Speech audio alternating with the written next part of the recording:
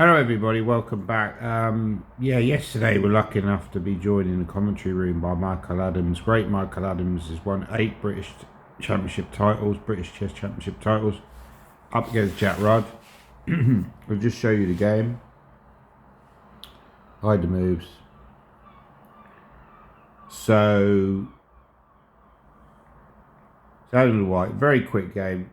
Not a lot to talk about, but it's still interesting for Michael Adams and Jack Rudd to explain their thought process after the game. It's quite a popular line for White.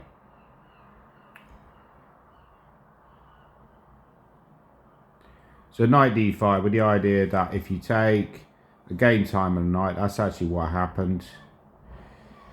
F4, gaining some pressure on the king's side. Knight d7. C4. So we have a critical moment here. Now, if Jack Rudd has a weakness, is that he does have this tendency to move too quickly at times. As we saw at this moment, he made a move far too quickly. It turned out to be a serious error, and he lost the game. Now, Michael Adams, I believe, has analysed this position before, and he explained in postmortem how moves like b5 is possibly analysed before.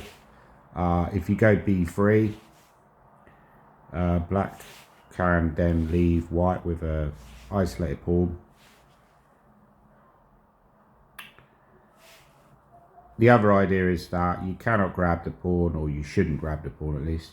Well, you can grab the pawn, but you shouldn't do it because you lose the bishop to the check. Another idea that black could employ is simply to take on f4 and then either bring the knight to c5.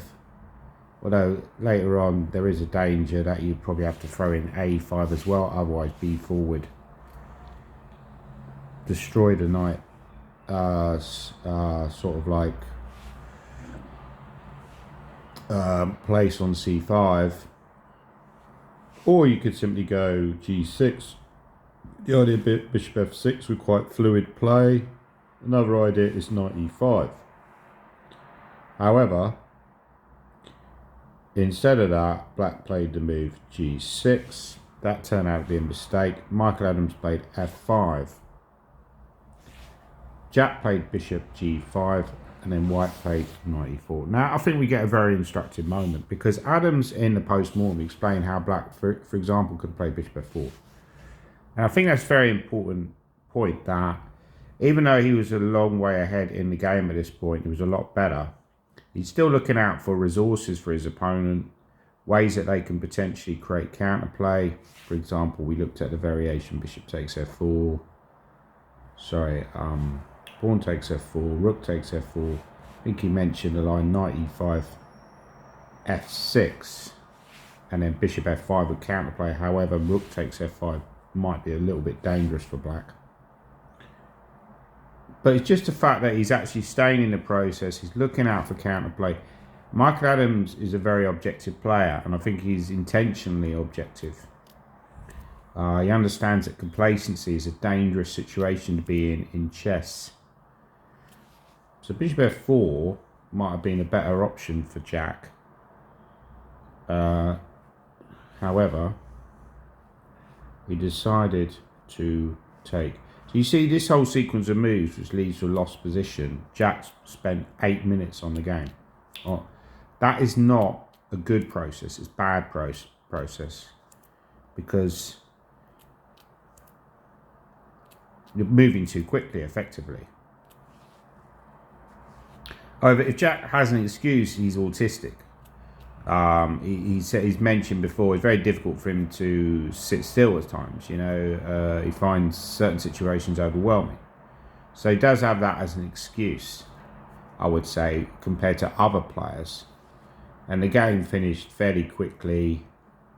The black king was opened up. F5, pawn went on equals queen. You can't really take with a king because of queen h6 check. And then clearly the rook is going to enter the game, or knight g5 probably also strong, but rook f3 would be winning the game. So black decided to take with rook, but then after rook f5, Jack Rudd decided to resign the game because rook g5 is coming when the black king is too exposed. Queen g4 is also a threat. as well. So very nice win for Adams, who, in my opinion, obviously I played and I've mentioned this before in the commentary. I played and analysed with David Howe, with Luke McShane, with Gawain Jones, with Nigel Shaw. But in my opinion, Adams is stronger than all of those players, partly because his analysis is a little bit better. That's just my opinion. Obviously, they're all very good players. But Adams stands head and shoulders above all the other British players, in my opinion. And I also mentioned in my blog how, obviously, I've not analysed with people like Kramnik, other people from the 1990s, not to even mention Garry Kasparov. But, I've not analysed with people like Vladimir Kramnik, Judith Polgar, Veselin Topalov. I'm sure they were very impressive as well. Until you actually analyse with somebody, or, maybe have a post-mortem with them, you don't really understand how strong they are. So Adams looks just as strong as he ever was.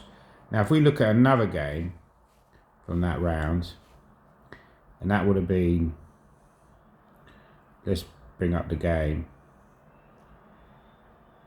which would have actually been on a higher board between Daniel Fernandez and William Claridge-Hansen.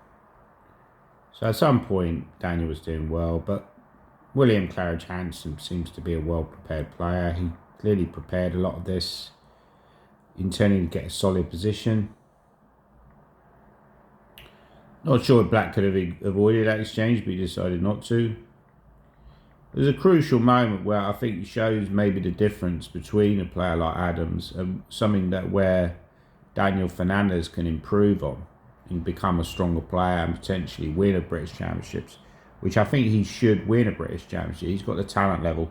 If Daniel Fernandez never won a British Championships, it'd be something of a tragedy with his talent level. I would say the same about Amit Gartzi, who's also got a chance to win. So it was all about this one moment. So Black is under a bit of pressure here, it has to be said. He has to defend very well. But at this moment, Daniel Fernandez did not stay in the process. I think that someone like Gawain Jones or a Michael Adams or a Viti Yugov would have spent some time here trying to work out the position. I would have probably done the same thing that Fernandez did, which is be annoyed the fact that I'm worse against somebody who, going into the game, I might have expected to beat.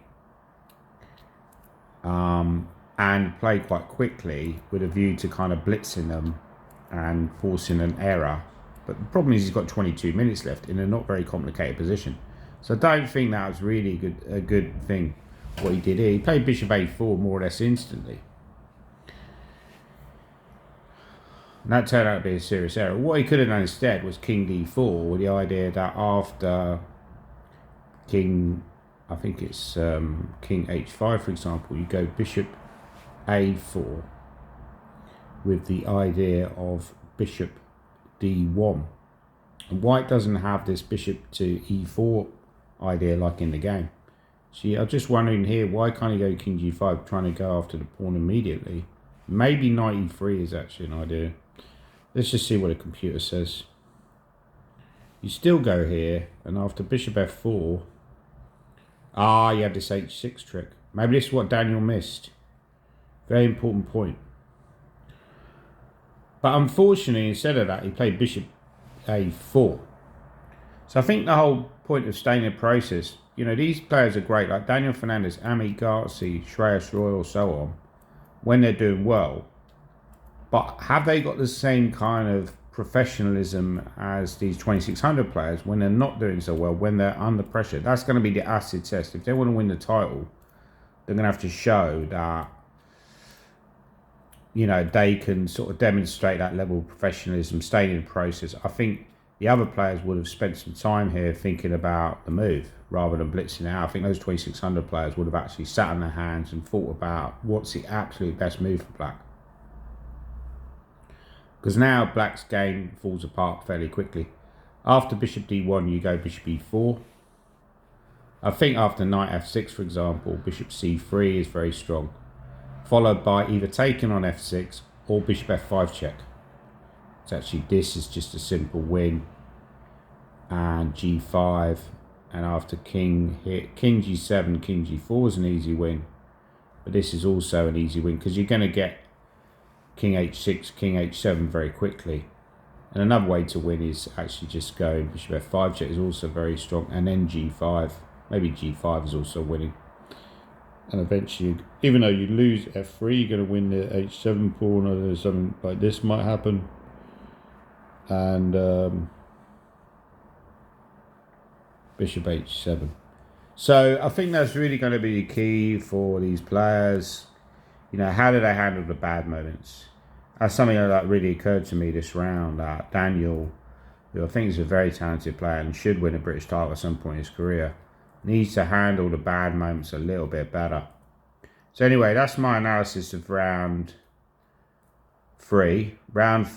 Please leave your comments down below. Do you agree with me? Please like and subscribe.